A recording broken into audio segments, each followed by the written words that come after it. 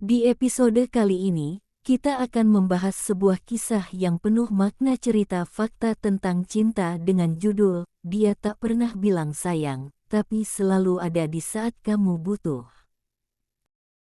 Annie menunggu sendirian di halte, hujan menyelimuti kota yang kian sunyi. Notifikasi ponsel menyala, Annie ragu, menutup mata sejenak, menahan napas. Hembusan angin mengguncang jadwal, Annie menghela napas dan menatap ke samping. Bayangan mendekat, payung mekar diam-diam, menghentikan titik-titik hujan di keningnya. Keheningan di antara denting hujan menebal, Annie menunduk, menimbang kata-kata. Di tepi jalan basah, Selamat mencondongkan payung, mengajak Annie beranjak. "Ayo, nanti kamu sakit," ucap Selamat lembut. Annie menahan gengsi saat menatapnya. Annie menjawab pelan, tak meminta dijemput, pandangannya mulai melunak. Bas melintas kencang, Selamat menahan payung, kain hijab Annie tertarik angin. Mereka mulai menyeberang, langkah dirapatkan, payung jadi atap kecil berdua. Gang sempit berkilau, langkah mereka menyatu di bawah payung yang tenang. Selamat mengarahkan payung ke sisi Annie, senyum kecilnya muncul tanpa sadar. Mendekati genangan, Selamat menggeser posisi, sepatunya sengaja menyiprat. Tawa halus Annie lepas, hampir larut oleh gerimis yang mengambang. Di bawah lampu berdengung, mereka berhenti, tatap saling tenang, ucapan tak perlu. Mereka kembali melangkah bersama, dunia sempit payung mengantar sampai ujung gang. Annie menatap pesan singkat, jemarinya gemetar menahan napas. Ia mengunci ponsel, membuka lagi, tak satu kata pun terkirim. Detik jam terasa keras, ruang menipis, napasnya semakin pendek. Ia melirik pintu ruang perawatan, lalu menunduk menelan cemas. Kursi-kursi kosong memanjang, Annie mengusap telapak tangan menenangkan diri. Langkah cepat memantul di koridor, Selamat muncul, napasnya berat. Ia mengecek jam tangannya, menyeka keringat, menenangkan diri sejenak. Lewat kaca, ia melihat Annie, langkahnya melambat, suaranya tertahan. Ia masuk pelan, menurunkan suara, berlutut sejajar tanpa mendesak. Ia duduk menyamping, menjaga jarak, kantong kertas ia letakkan dekat Annie. "Kamu sudah makan?" tanyanya pelan, menawarkan roti dan air hangat. "Kamu, dari mana?" Suara Annie tipis, ia mengangguk, "Datang dari kerja." "Kamu nggak sendiri, kan?" ia bertanya. Bahu Annie runtuh, air mata jatuh.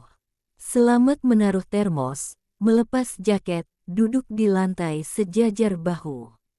Annie menyeruput pelan, napasnya lebih teratur, hening memeluk malam. Malam merentang, ia berjaga diam, menjadi penyangga hingga fajar. Annie menatap jalan sore, menggenggam ponsel, ragu antara menyapa atau mundur. Motor menderu di kejauhan, Selamat menepi di seberang, menurunkan kantong belanja.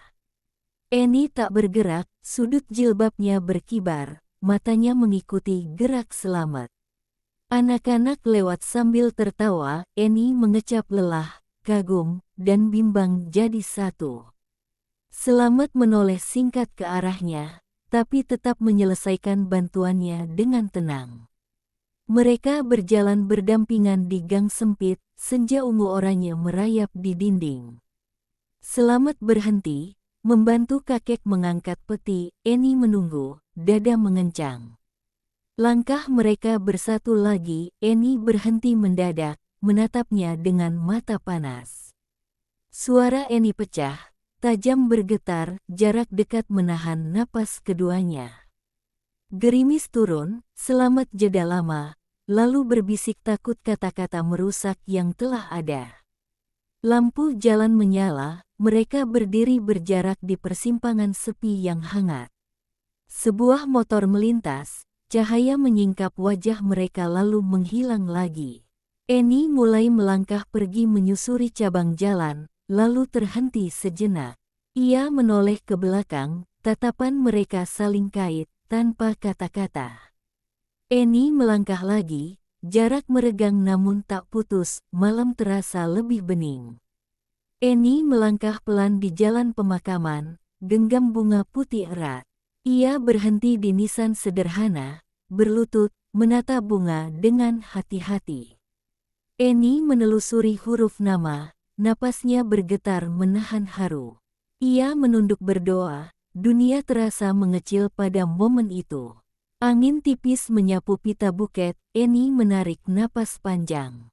Selamat menyelipkan amplop di loket, lalu mundur tanpa suara.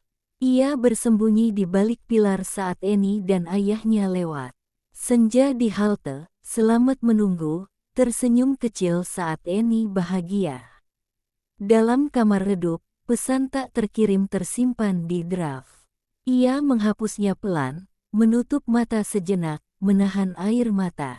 Eni menyentuh nama di batu, Selamat Pratama, tahun 1995 sampai tahun 2024. Ia tersenyum dalam air mata, berbisik terima kasih pada cahaya siang. Ia mengakui yang dulu terpendam, kening menyentuh marmer yang dingin. Angin halus membuat pita buket berkibar, seolah dunia ikut mendengar. Ia berdiri, menepuk batu untuk terakhir kali, lalu melangkah mundur.